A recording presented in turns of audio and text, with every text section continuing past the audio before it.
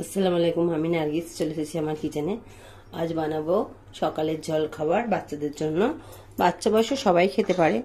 তো চলুন, আমি আজ বানাচ্ছি সুজি দিয়ে আলু কুচি, অল্প সামান্য আলু কুচি, একটু গাজর কুচি, ধনে পাতা কুচি, টমেটো কুচি, ক্যাপসিকাম কুচি, পেঁয়াজ কুচি, কাঁচা লঙ্কা কুচি আর একটা ডিম আর এক বাটি সুজি দিয়ে আমি বানাবো আজকে সকালের ব্রেকফাস্ট, বাচ্চাদের লাঞ্চের, মানে স্কুলের লাঞ্চ। তো শুরু করা যাক। তো প্রথমে আমি এগুলো একটা একটা করে সব দিয়ে দেব। প্রথমে দিয়ে দিচ্ছি আলু কুচি, তারপরে গাজর, টমেটো, ক্যাপসিকাম, পেঁয়াজ, যেহেতু বাচ্চারা খাবে একদম অল্প সামান্য একটু লঙ্কা দিয়েছি, চিলি দিয়েছি, তো ধনে পাতা, সবগুলো একসঙ্গে দিয়ে দিই। তো এতে দিয়ে দেব অল্প সামান্য বিট নুন, অল্প সামান্য বিট নুন দিয়ে দিচ্ছি। বিট নুনটা একটা আলাদা ফ্লেভার আসে। আর বাড়িতে বানানো একটা মশলা, ওই সব রকম জিরে, মৌরি, গোলমরিচ সব রকম দিয়ে একটা মশলা বানিয়েছি, ওই মশলা হালকা দিয়ে দিলাম। এটা চাট মশলার কাজ করবে। আপনার বাড়িতে যদি চাট মশলা থাকে আপনার চাট মশলা দিতে পারেন। আমি এটা বাড়িতে বানানো মশলাগুলোই দিয়েছি।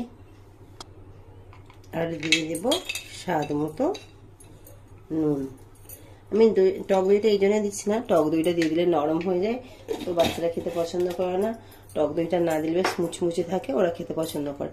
আর দিয়ে দেব, এটাকে আগে ভালো করে মাখিয়ে নেব। এটা ভালো করে মাখিয়ে নিচ্ছি।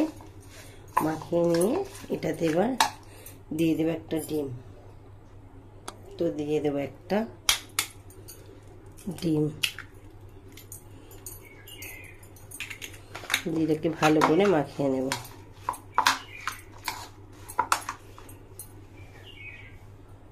আর দিয়ে দেবো এই এক বাটি সুজি। এটাকে দিয়ে ভালো করে মাখিয়ে নেব।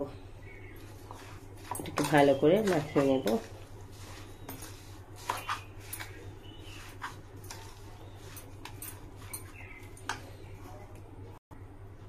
দিয়ে দেবো অল্প 2 চামচ আটা। ময়দা যেহেতু শরীরের পক্ষে ভালো নয়, বাচ্চাদেরও যেহেতু ব্রেকফাস্ট হচ্ছে, সেহেতু আর দেবো না। ময়দা না দিয়ে আটাই দেবো।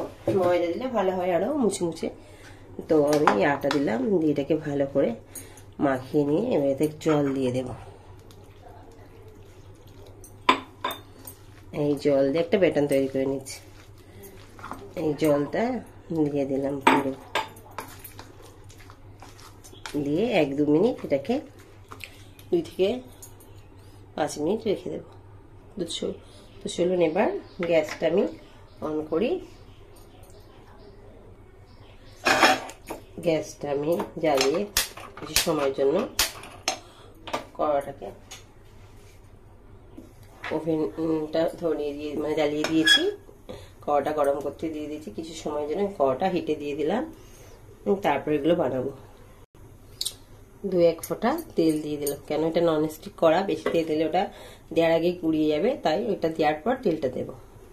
তো চলুন আমি এবার 1 চামচ এটা দিয়ে আস্তে আস্তে করে পাতলা পাতলা করে দিয়ে দিচ্ছি। আরও 1 চা চামচ দিয়ে দেবো।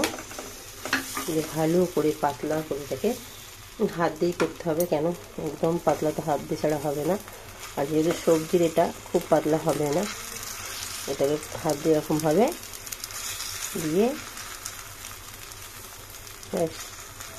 দিয়ে কিছুক্ষণ পর এটাকে তেল দেব। কিছুক্ষণ এটা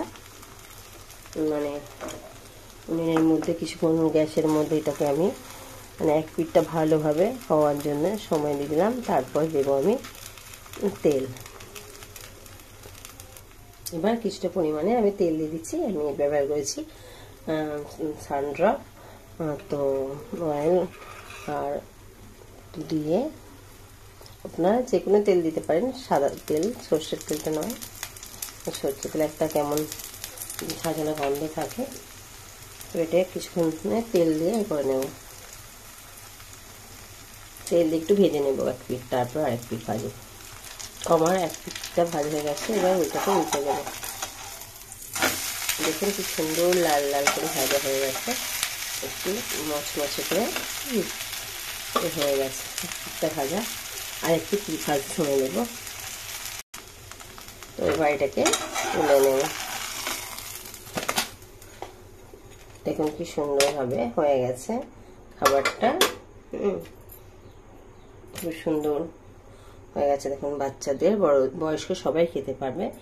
তো আমার এই নাস্তাটা যদি আপনাদের ভালো লাগে তো আমার চ্যানেলে সাবস্ক্রাইব করে দেবেন, লাইক করবেন, শেয়ার করবেন, আর কমেন্ট বক্সে জানাবেন কেমন হয়েছে। আপনারাও পারলে এইভাবে সব রকম সবজি দিয়ে, সুজি আর আটা দিয়ে বানিয়ে খেতে পারেন। শরীরের পক্ষে খুবই মানে ভালো, সুস্বাস্থ্য মানে শরীর ভালো রাখার জন্য। রোজ রোজ তো আর তেলে ভাজা খাওয়া যায় না, তো অল্প কিছু উপকরণ দিয়ে আমি এই খাবারগুলো বানিয়েছি।